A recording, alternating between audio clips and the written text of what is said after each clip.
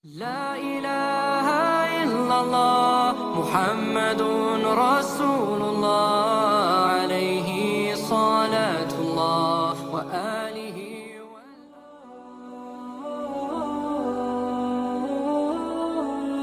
Assalamualaikum warahmatullahi wabarakatuh.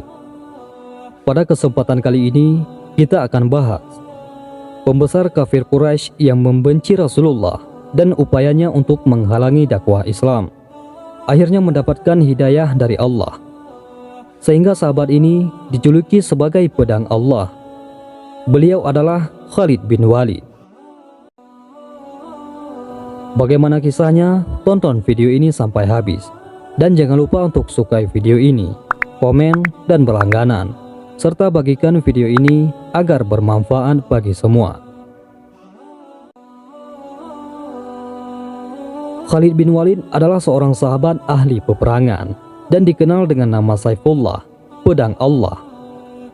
Mungkin ia tidak bisa sepenuhnya disebut sebagai sahabat muhajirin.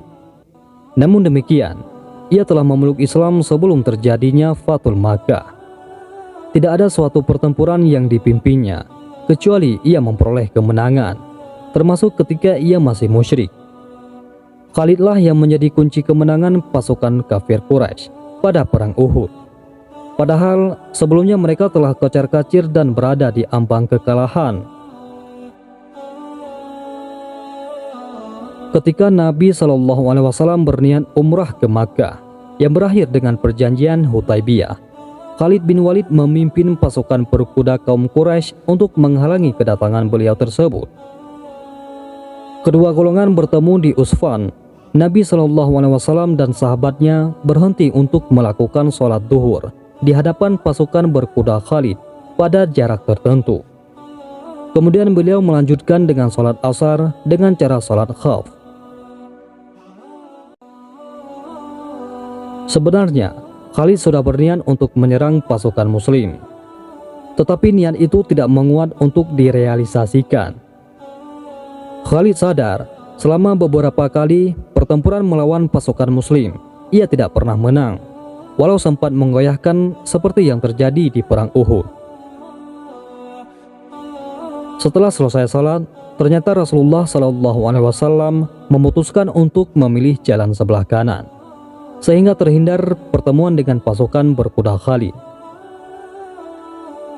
Melihat hal itu, Khalid berkata dalam hati, lelaki itu sedang dihalangi. Khalid bin Walid adalah seorang ahli strategi. Karenanya ia sadar bahwa perjanjian Hudaybiyah lebih merupakan kekalahan bagi kaum kafir Quraisy daripada kemenangan. Memang sekilas tampak golongan musyrik Quraisy Mekah lebih diuntungkan daripada kaum muslimin Madinah. Seperti juga persepsi sebagian besar kaum muslimin, termasuk Umar bin Khattab. Tetapi tidak di mata Khalid bin Walid. Khalid bergulat dengan pemikirannya sendiri, apalagi yang masih tersisa. Kepada Najasyi, sesungguhnya ia telah mengikuti Muhammad, dan para sahabat beliau berada di sisinya dalam keadaan aman.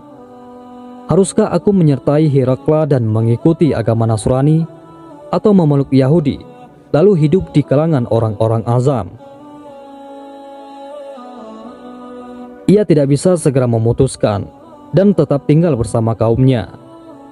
Setahun kemudian, ketika Nabi SAW melakukan umrah Qadiyah, umrah pengganti yang dihalangi oleh kaum Quraisy sebelumnya, Khalid menyembunyikan diri karena tidak ingin menyaksikan kedatangan Rasulullah SAW dan para sahabatnya, yang sebagian dari mereka masih kerabatnya juga. Walid bin Walid, saudaranya yang telah memeluk Islam, berusaha menemukannya, tetapi tidak berhasil. Ia meninggalkan surat untuk Khalid. Dalam surat itu, Walid menceritakan kalau Rasulullah SAW menanyakan keberadaannya. Beliau juga menyatakan keheranannya karena orang cerdas seperti Khalid belum bisa melihat nilai kebenaran Islam. Walid menceritakan bahwa Nabi SAW bersabda tentang dirinya, orang seperti dia masih tidak tahu tentang Islam Jika ia berusaha dengan gigih dan menggunakan kemampuan perangnya untuk membantu orang Islam, tentu itu lebih baik baginya. Dan kami akan mendahulukannya sebelum yang lainnya. Surat dari Walid ini seolah menjadi jalan keluar dari kebimbangannya selama ini. Ada kegairahan untuk segera memeluk Islam. Ia pun bermimpi, seolah-olah berada di suatu negeri yang sangat sempit dan gersang. Kemudian ia keluar menuju suatu negeri yang subur menghijau dan sangat luas. Ia membenarkan mimpinya ini dan menganggapnya sebagai perintah untuk pergi ke Madinah, menemui Nabi SAW dan memeluk Islam. Perjalanan ke Mekah tidaklah mudah untuk ditempuh sendirian. Karena itu, ia memerlukan seorang teman perjalanan yang sepahaman, yang sekaligus bersedia untuk memeluk Islam. Khalid memilih di antara teman dekatnya. Pertama, ia mengajak Safwan bin Umayyah. Tetapi Safwan menolak dengan penolakan yang kuat. Bahkan ia berkata, "Jika tiada siapapun lagi yang tersisa kecuali aku, pasti aku tidak akan mengikutinya selama-lamanya." Khalid bisa memaklumi, karena bapak dan saudaranya terbunuh di perang Badar, sehingga ia begitu dendam kepada Nabi SAW. Begitu dendamnya hingga ia pernah membiayai Umair bin Wahab untuk membunuh Nabi SAW setelah perang Badar selesai. Tetapi makarnya ini justru membawa Umair bin Wahab masuk Islam. Kemudian Khalid menghubungi Ikrimah bin Abu Jahal, tetapi ia pun memberikan jawaban yang kurang lebih sama dengan Safwan. Khalid minta pada Ikrimah untuk merahasiakan niatnya ini dari orang-orang Quraisy, dan Ikrimah menyetujuinya. Akhirnya ia memutuskan untuk berangkat sendiri. Ketika sedang mempersiapkan perbekalan dan tunggangannya, ia melihat salah seorang sahabatnya yang lain, yaitu Utsman bin Talha. Ia ingin memberitahukan niatnya, tetapi sempat ragu-ragu, karena seperti sama halnya Safwan dan Ikrimah, banyak saudaranya yang terbunuh ketika berperang melawan Nabi SAW. Bagaimanapun juga, ia sudah dalam proses keberangkatan. Karena itu, tidak ada salahnya ia memberitahukannya pada Utsman. Khalid menceritakan apa yang dirasakannya dan juga keputusannya untuk memeluk Islam, sebagaimana yang disampaikan pada Safwan dan Ikrimah. Dan ia mengajak Utsman memeluk Islam dan menemaninya menjumpai Nabi SAW di Madinah. Di luar dugaan, ternyata Utsman menyambut ajakan Khalid ini.